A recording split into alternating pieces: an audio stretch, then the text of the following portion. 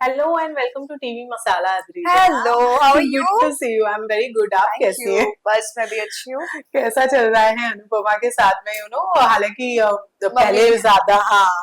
ज्यादा हम आपसे मिलते थे, अभी थोड़ा सा कम हो गया है। कैसा चल रहा है? How is it going? बहुत बहुत अच्छा चल रहा है सब कुछ। अभी मम्मी गई है बॉम्बे एंड मैं हूँ इधर, फंस गई हूँ कोठारी में और टॉर्चर हो रहा है मेरे ऊपर बहुत, लेकिन या मजा आ रहा है। Yeah it's fun. So how did Anupama happen?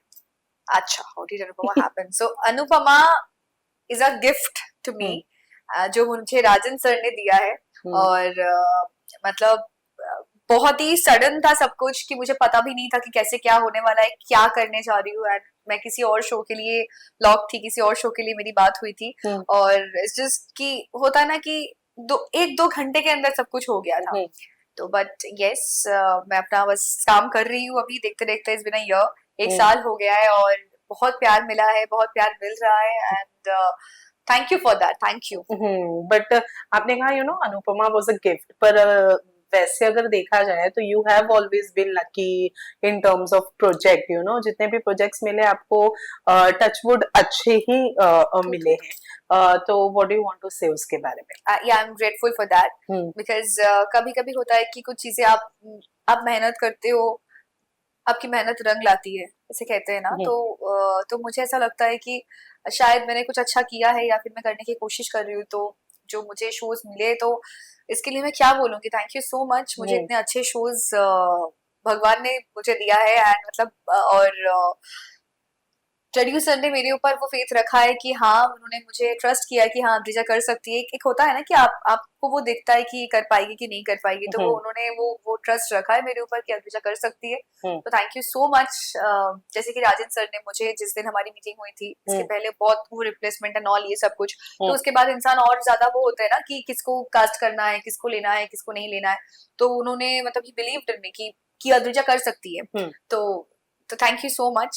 उस दिन मुझे अपॉर्चुनिटी मिली थी, तो इसलिए आज मुझे इतना प्यार मिल रहा है। और मैं भी अपने मतलब राही को लेके, राही ना मतलब राही को मैं लिटरली जी रही हूँ। क्योंकि सिर्फ ऐसा नहीं है कि राही जब कोई भी बात बोलती ना, कभी कभी कुछ ऐसी बात होती है जो आजकल के जनरेशन में अगर मैं होती और मेरे घर पे ऐसे कहते कि नहीं ये तुम नहीं कर सकती, क्यों नहीं कर सकती?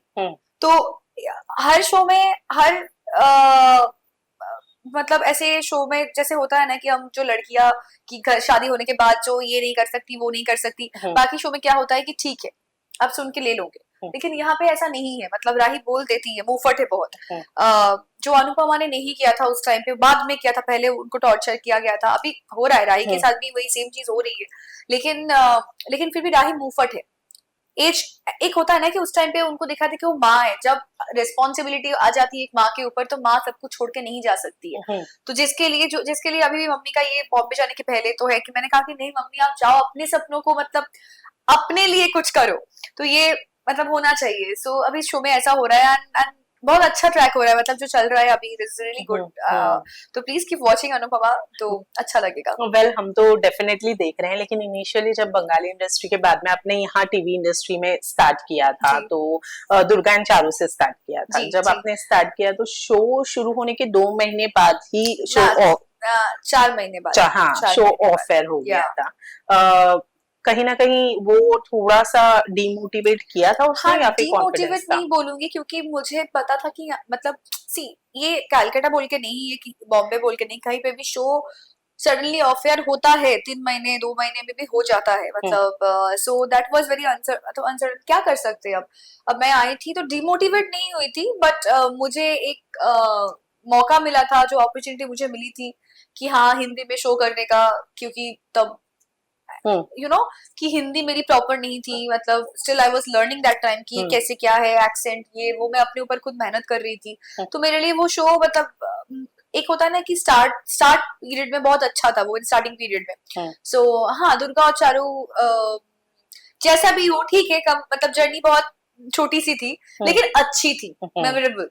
तो मुझे तो बहुत अच्छा लगा था। उसके बाद जितना भी मुझे मतलब उसके बाद जो शोज के लिए मेरे पास जो ऑफर आए थे, या फिर जो भी मॉक शूट या ऑडिशन के लिए मुझे बोला गया था, that is only for Durga और चारू। सो क्योंकि लोगों ने मुझे शो से मेरा नाम लोगों को पता चला था एंड लोगों ने मुझे जाना था कि अच्छा ये लड़की है।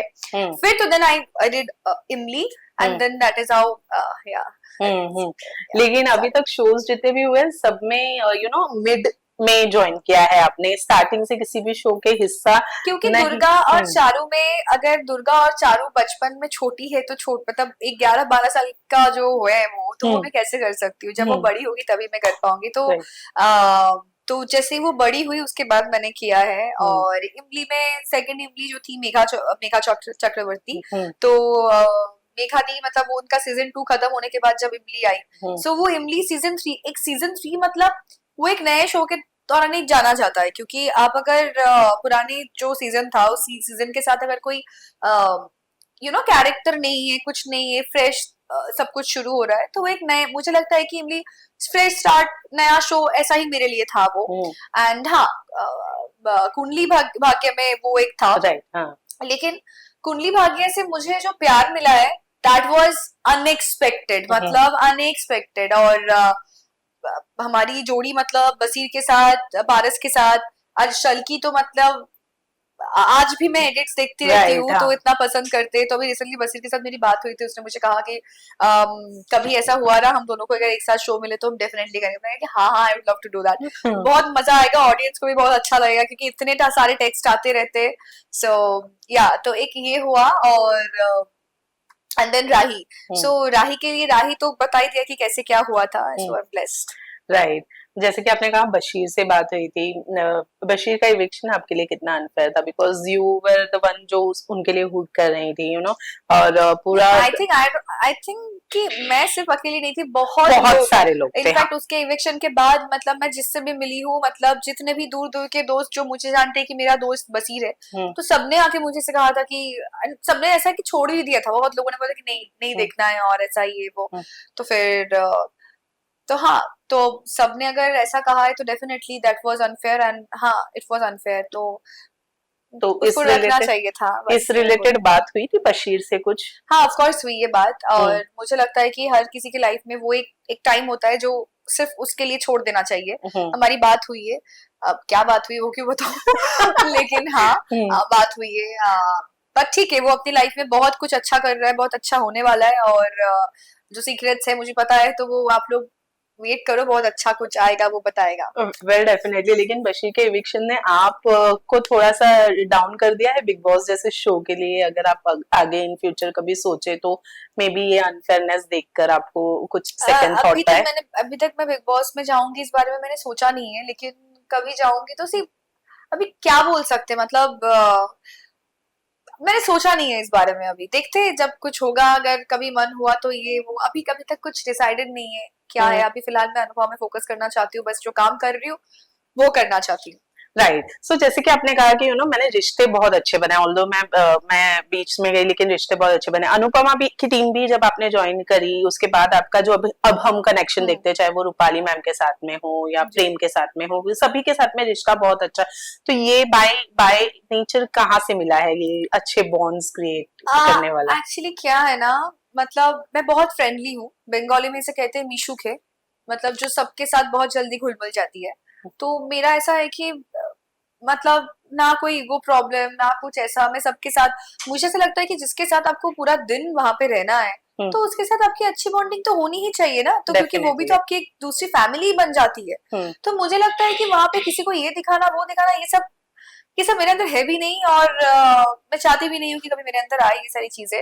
और सेट पे अगर आप किसी से भी पूछोगे तो मतलब जो हमारे लाइट दादा है, सुभाष जी से शुरू करके जितने भी हमारे स्पॉट दादा से शुरू करके सबके साथ मेरा कनेक्शन बहुत अच्छा है, मतलब सबके साथ मेरी बात होती है। मतलब ऐसा नहीं है मेरे लिए कि वो आर्टिस्ट है तो मैं उनसे अलग से बात करूंगी और वो मुझे कॉफी पिलाते तो मैं उनसे अलग से बात करूंगी, ये चीज मेरे अंदर बचपन से नहीं थी, आज भी नहीं है। मैं आज भी, ऐसा भी होता है कि कभी कभी सीन शुरू नहीं होता है जहाँ पे हम सब मतलब लाइट दादा ट्रॉली लगा रहे हैं, मैं वहां पे जाके हाँ पता है कल क्या हुआ था, अरे ये खाया था, आपको उस रेस्टोरेंट में जाके खाना चाहिए, रुकिए मैं तो जो खोकन दादा है हमारे सेट पे, वो अपने गांव जाने से मेरे लिए मैंगो लेके आते हैं, कभी कभी फिश, क्योंकि वो भी बंगाली है तो मेरे लिए फिश बना के।